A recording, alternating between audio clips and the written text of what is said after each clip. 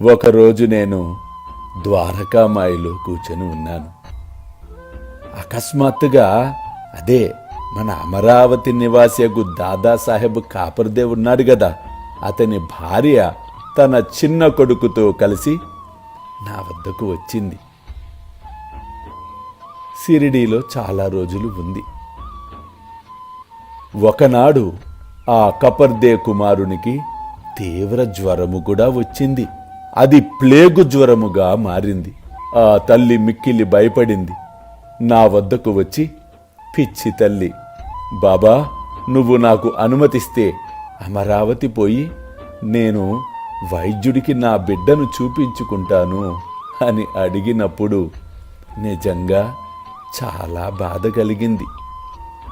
వెంటనే ఆ తల్లితో, అమ్మా, ప్రస్తుతము ఆకాశము మబ్బులు పట్టి ఉన్నది.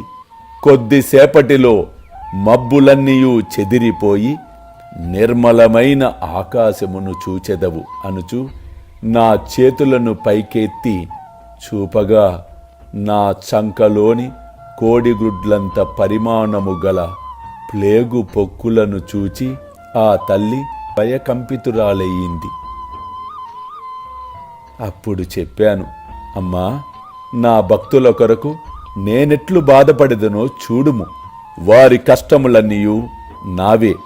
నీ బిడ్డకు కొద్దిసేపటిలోనే త్వరలో రోగము మొత్తము తొలగును, దిగులు చెందకు అని ఆశీర్వదించి పంపాను. అలాగే జరిగింది. అల్లా మాలిక్. అల్లా అచ్చా కరేగా.